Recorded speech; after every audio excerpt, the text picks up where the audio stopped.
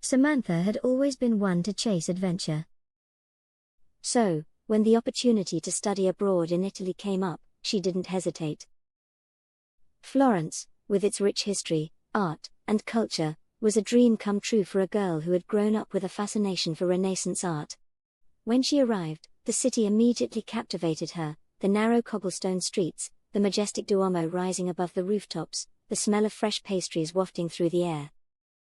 It was everything she had imagined and more. But as the weeks passed, the initial thrill began to wear off.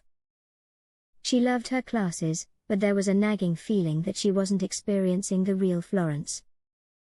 She visited all the famous sites, ate at the most recommended restaurants, but everything felt surface level.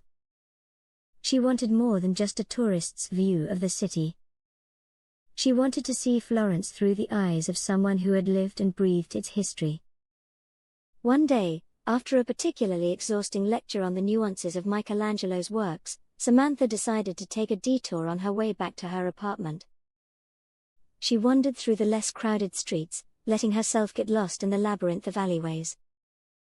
Eventually, she stumbled upon a small, unassuming gallery. The sign above the door was faded, the windows dusty, but something about it called to her. Inside, the gallery was quiet, almost empty, save for a few paintings on the walls and a lone figure sketching in the corner.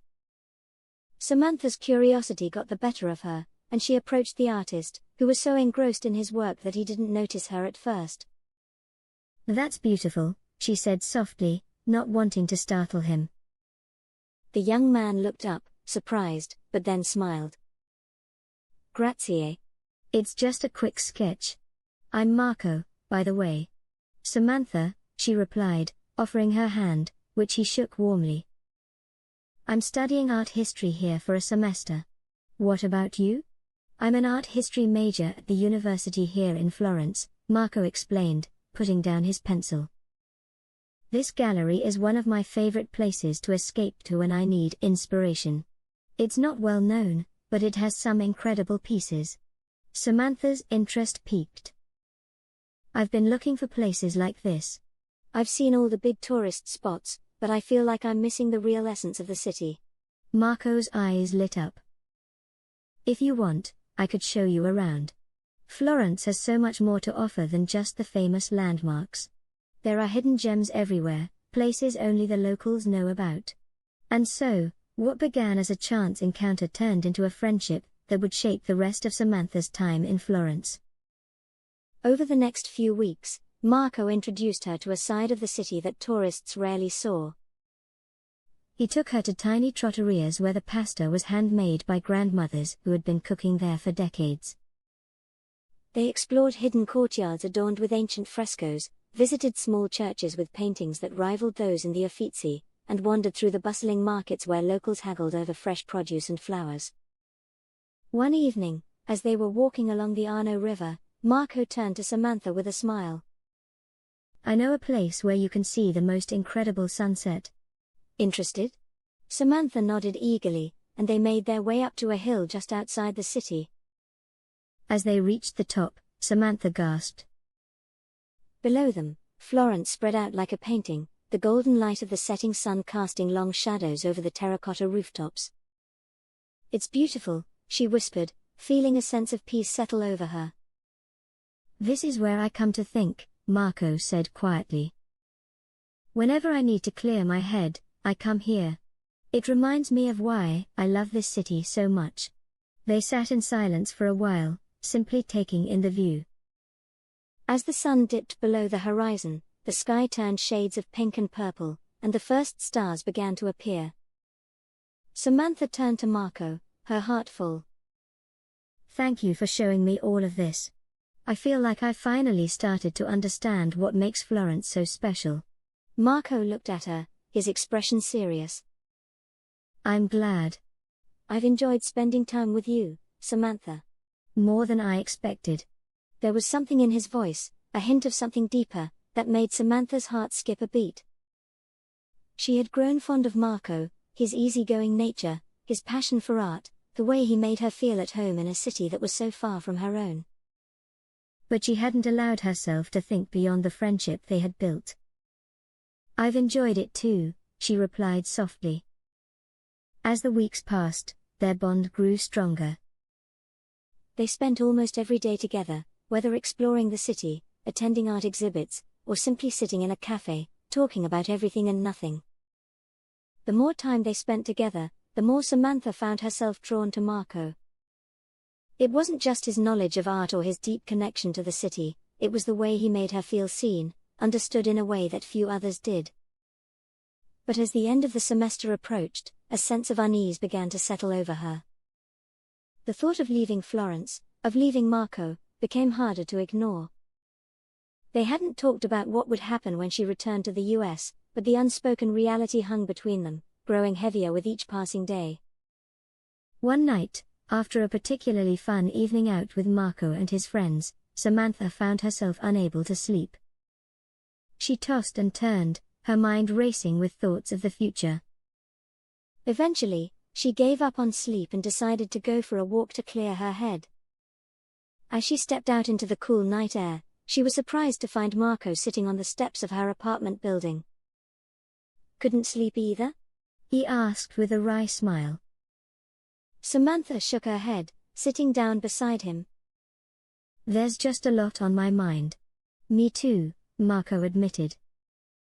He hesitated, then continued, "Samantha, I've been trying to figure out what to say. I don't want to make things harder for you, but I've really come to care about you. More than I expected." Samantha felt a lump form in her throat. "I care about you too, Marco. I've been trying not to think about what's going to happen when I leave, but it's all I can think about now." Marco turned to her, his eyes searching hers. "I don't want you to leave, but I know you have to. I don't want this to end. I'm willing to try long distance, to make it work, if you are." Samantha looked at him, tears welling up in her eyes. She knew that what they had was special, but she also knew how difficult long-distance relationships could be. Her life was back in the US, her family, her friends, her future. But the thought of losing Marco, of never seeing him again, was just as painful. "I don't want to lose you either," she whispered. "But I'm scared, Marco. What if it's too hard? What if it doesn't work?" Marco reached out, taking her hand in his. "We'll never know unless we try. I'm willing to fight for this, for us. Are you?" Samantha looked into his eyes, seeing the sincerity and hope there. She took a deep breath, trying to calm the whirlwind of emotions inside her. "Yes," she said finally. "I'm willing to try." Marco smiled, relief washing over his face. He pulled her into a tight embrace, and for the first time in days, Samantha felt a sense of peace. They would figure it out, one way or another. They had to. The days leading up to Samantha's departure were bittersweet. They made the most of their remaining time together, visiting all their favorite spots one last time, creating memories that Samantha would carry with her back to the US, but the reality of her leaving was always there, just beneath the surface. On the day of her departure, Marco accompanied her to the airport. The drive was quiet, both of them lost in their thoughts. When they arrived, they stood together in the bustling terminal, surrounded by travelers hurrying to their gates. "This isn't goodbye," Marco said firmly, taking both her hands in his. "It's just see you later. We'll make it work, Samantha. I know we will." Samantha nodded, though tears were already streaming down her face. "I'll miss you so much," she whispered, her voice breaking. "I'll miss you too," Marco replied, his own eyes glistening with unshed tears. "But we'll see each other soon. I promise." They shared a long, lingering kiss, neither wanting to let go. But eventually, the final boarding call came, and Samantha knew she had to leave. With one last look, she turned and walked towards the gate, her heart heavy but filled with hope.